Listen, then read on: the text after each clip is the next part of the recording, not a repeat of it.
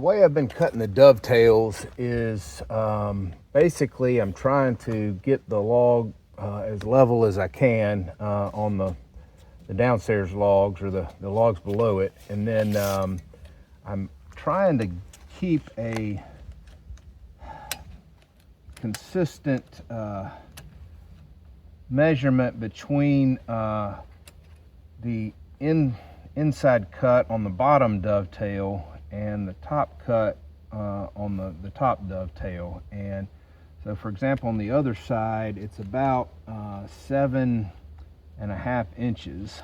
So I've marked that here, and then 7 inches is a little bit below that. So I'm using that as a guide. And then in this case, I'm giving myself some extra room and cutting this up at 8 inches. So what I will probably end up doing is cutting this down a little bit, but obviously since I've spent so much time putting this in place, I don't want to make a mistake. So I'm giving myself some margin for error, but I want to cut the basic shape of it. And then, especially since this log that's going in is a small, short log, I can handle it and pick it up here and see how I want it to set in. But basically it's going to be a rough angle of here. And again, I'm sort of eyeballing it. I think it's probably going to be this lower one, but I'm going to give myself a little bit of margin in case I need to, finagle how the fit is, because they're all different. So I'm going to cut at this one and basically just cut all the way across here. So it'll be cutting straight here and then straight here. And I'll just come through with the chainsaw and cut through that and here, and then that's where it will sit. And then I'll just try and fit it with the log above.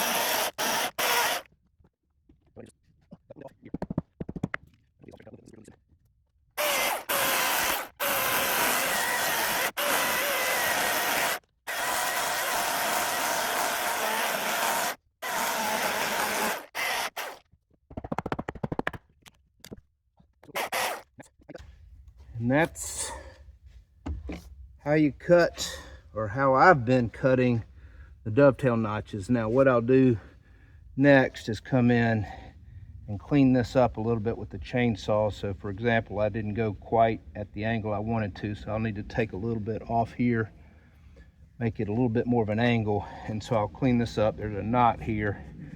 I'll need to clean that up a little bit, and then I'll dry fit the other log here and make adjustments so that this log is sitting exactly the way I want it to. But this looks like a good cut, or a good beginning cut.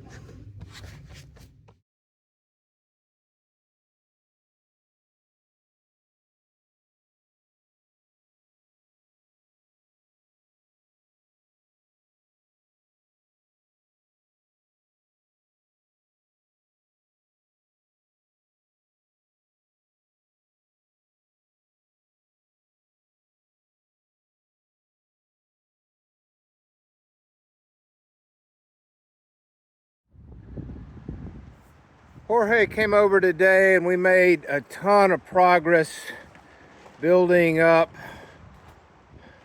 the right side of the cabin here. As you can see, we've got 6 logs, in that case 7 logs on the front. So those were all pre-existing logs in pretty good shape, so we were able to move fairly quickly. We had to replace one up here in the corner, but that went pretty well. And then we've got a huge storm coming in, so you can see I got him to help me rig up a rope from this tree to the tree on the opposite end, and we tried to tent the tarp over it this time and tie it down to see how that's going to work. But there's going to be a really big storm coming in tonight, so we'll see how this works. This may catch the wind and blow the whole thing down. I sure hope not, but I guess we're gonna find out. So probably gonna pack up here for a little while, maybe back down here in another week or so, depending on my schedule, but that's going to be it for now. So still making progress, mainly thanks to Jorge. So see you next time. Unfortunately, the storm one pulled the tarp off this edge and created a nice little swimming pool in the bottom, in the middle there, just kept capturing all that water. I guess the good news is it didn't pull everything down with it. So this still continues to be the biggest challenge, one of the two biggest challenges I've got, which is just keeping all these logs dry until I can get a roof on it. I don't know what I'm gonna do. We're back out here after a couple of weeks of storms. So got a little bit of plastic. Looks like the plastic made it on the storage pile here okay. Got lots of rain, but as I told you before, the tarp didn't make it. So ended up having to pull that off, and all of this got left out in the rain, which I'm not super excited about, but it looks like, you know, it's dried out because it's spaced out. It's dried out pretty quickly, even though we got a ton of rain. I think I'm gonna have to figure out a better way to do this tarp. And then even over here, the wind blew the tin off of the stack of lumber, which isn't great, even with the blocks and the 2x8s on top of everything. It still blew the tin off. So got to figure out a better way to keep this thing protected from the rain. I think if we can get this tarp, I'm going to keep it tight on this side, and maybe if we can build up the other side enough, I may end up just having to cut a hole in the middle of the tarp. So we'll figure that out. But thanks to Jorge last time, we're up to 6 logs on this side. So the goal is to put this side up a little bit, and this is going to be a little slow going just because they're smaller logs, which is good, but we're gonna have to fit every single one of them and find some way to support them. So if we can get this side up to about 6 logs, the same as that, then I think I can put a tarp over the whole thing. But as you can see, all the lumber or the logs that we had laid out got wet. So let's see how far we can get this time. On this back corner of the cabin, I think I'm gonna have to get a little creative. So what I'm doing is putting new logs on this side without a window. So I think I'm just gonna make this just straight logs. There was a window here in the original cabin, but since these logs are in such bad shape that they're all gonna need to be replaced, I'm just gonna leave them solids for structural support.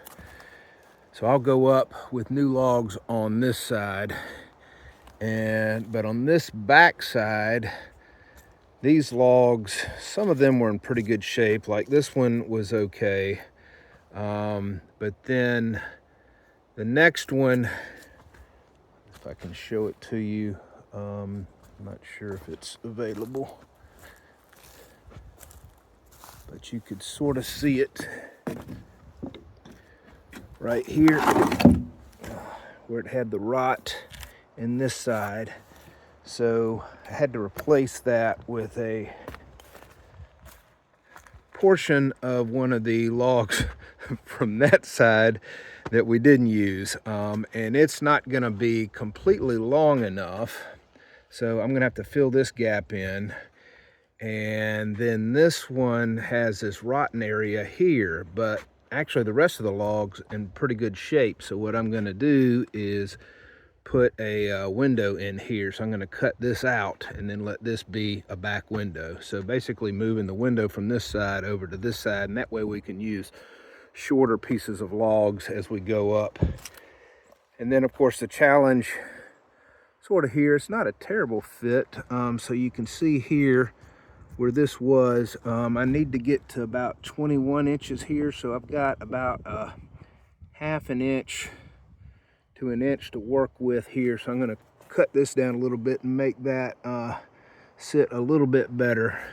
But this is part of the challenge of getting these new logs to fit in with the old logs. But actually this one isn't bad. And then the one below it, you can see there's a little bit of a gap here that I'm probably just going to try and shim. I put some wood glue in this just because it was starting to get a little bit soft, but you can see here the heartwood is fine. But I just wanted to, you know, make this a little bit more solid underneath it. So it's fun, just a big puzzle, trying to piece this thing back together. So that's where I'm at now.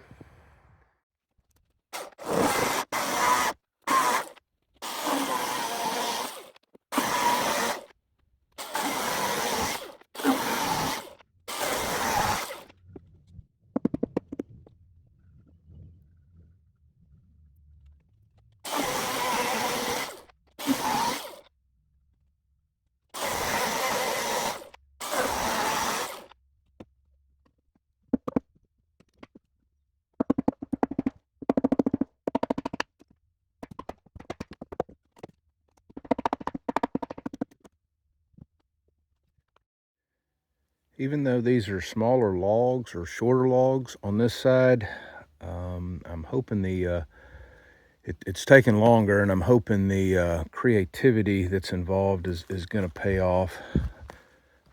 So again, this is what we're doing. The reason I like this log, so this is just half of RB1, which was the right side B level log, this second replacement log over here, and we cut it in half, and I used the first half's going to go up front and the second half's going to go back here. And the reason I didn't use it was because that big rotten area. But I'm taking this rotten area out now. As you can see, this is where the window would go. And so that's going to be perfect, because one of the reasons I love this log is this, you know, this heart pine down in the middle is in excellent condition, right? It's still solid as a rock.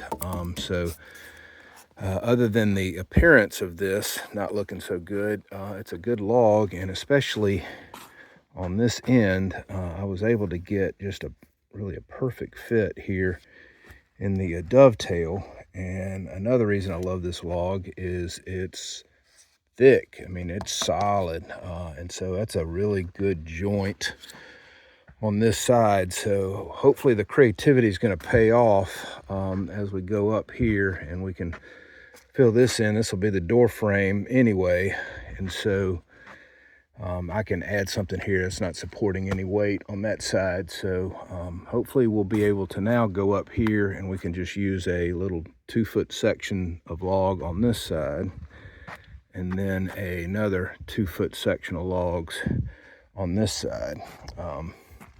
So that's going to be the plan. And again, it's really cool because this is RB1, and then this is BE2. So this was actually the E level log on this side, because it was the one that was in the best shape, I used it as the first log. And then you can sort of see down here, this was the original BA2 log, but it had this same rotted out area. This was the problem on this side, is the water got in on this corner, and there was a lot of rot that came into the logs on this side. So I'll still hopefully be able to cut this off and still use, you know, this 2-foot section probably up here.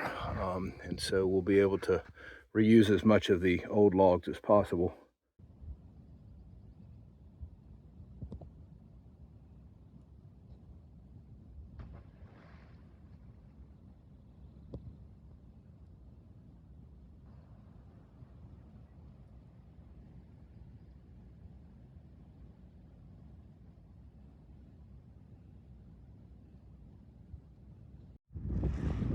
And just like that, folks, the cabin's finished, man. Pretty excited about how it turned out, and looking forward to using it some this summer. It's gonna be fun. Looks really really nice, I think. But in all seriousness, we are packing up for a couple months. I'm not going to be able to be back down here, and it's almost as much work packing up this thing as it is building it. So as you can see, I ended up tacking some tin along this side to protect from where the weather comes in, keeping the older logs dry. Hopefully that's going to work.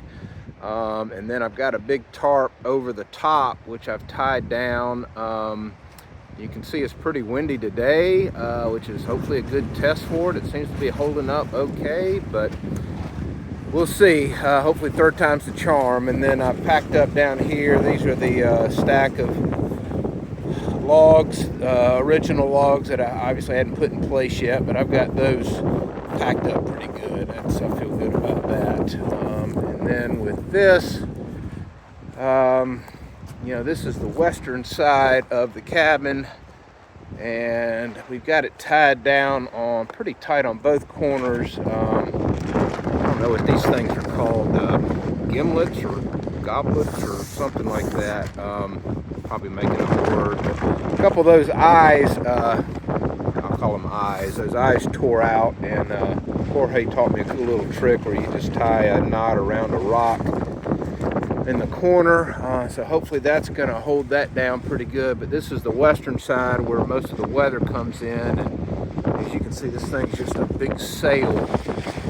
So I'm trying to let it do its thing a little bit.